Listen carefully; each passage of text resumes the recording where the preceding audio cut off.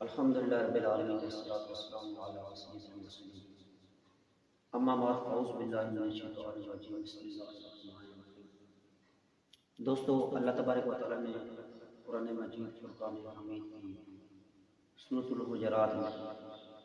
مسلمانوں کے مابین صلح کروانے کے حوالے سے ارشاد فرمایا ہے۔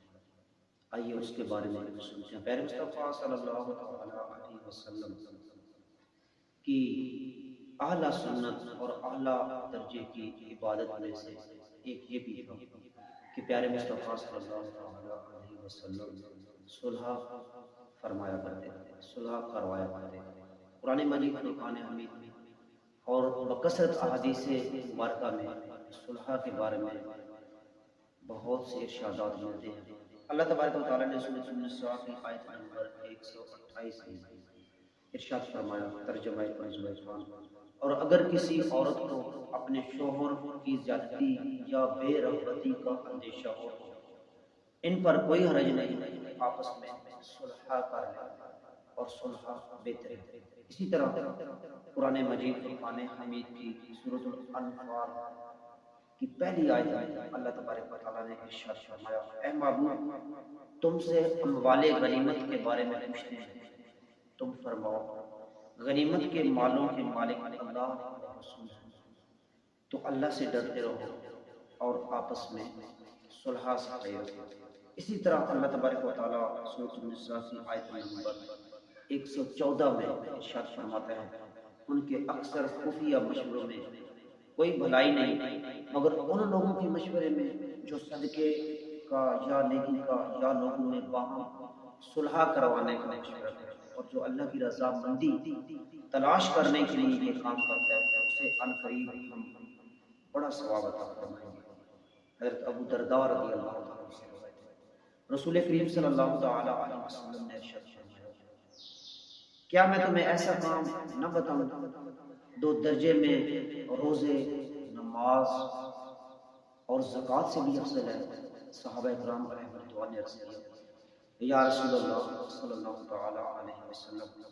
آپ ضرور ارشاد فرمائیے۔ تو آقا علیہ السلام نے ارشاد فرمایا، آپس میں صلح کروا دیں۔ یاد رکھیے گا، صلح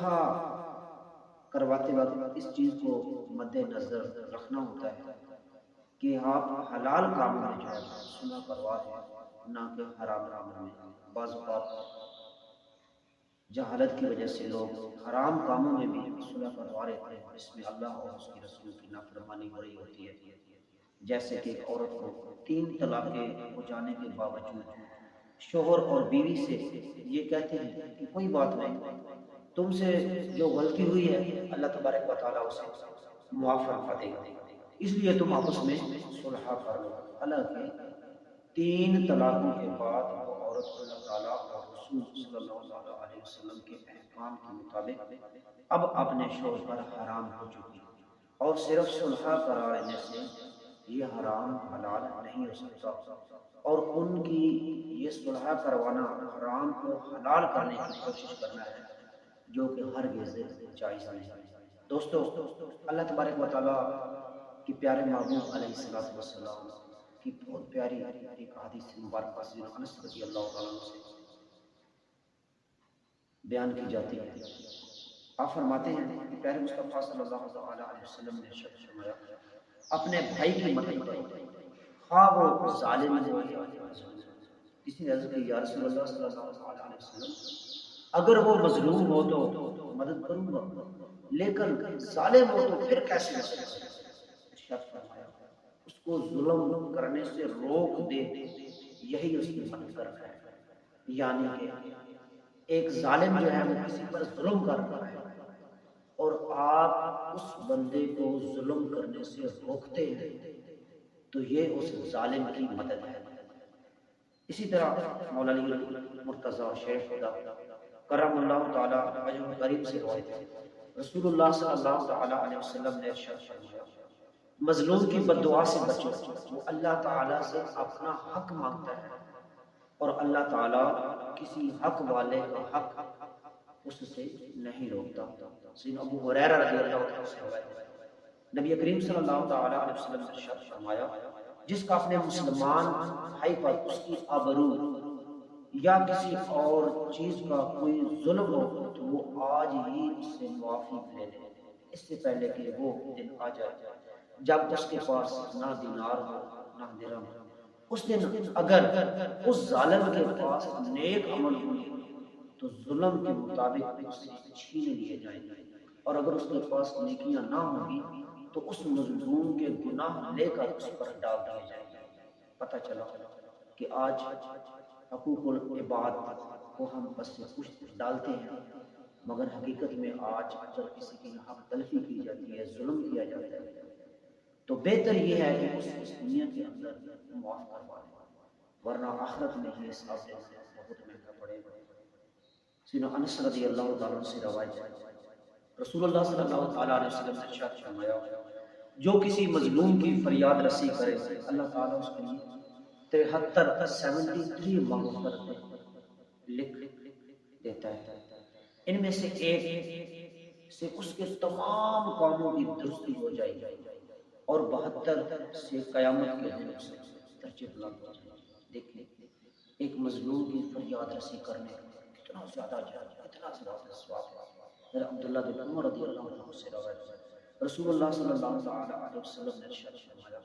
جو کسی مظلوم کے ساتھ اس کی مدد کرنے چلے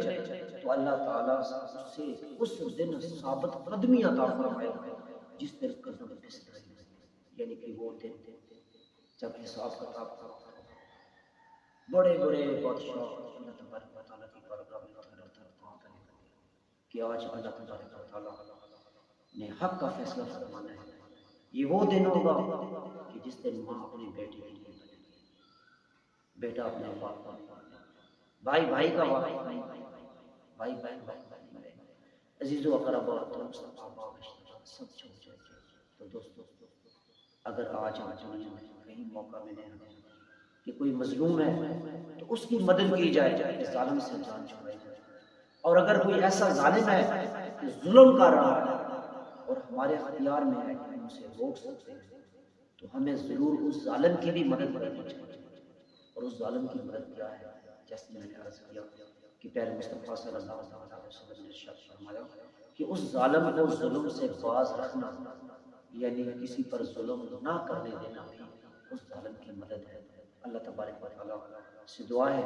کہ اللہ تبارک و تعالیٰ ہمیں مسلمانوں کے درمیان صلح کروانے کی سعادت نصیب فرمائے اور ظالم اور مظلوم کی مدد کرنے کی سعادت نصیب فرمائے، تاکہ یہ ظلم کے ادوار ختم ہو اور مسلمان ایک دوسرے سے سیر و شکر ہو جائیں۔ صلو علی الحبیب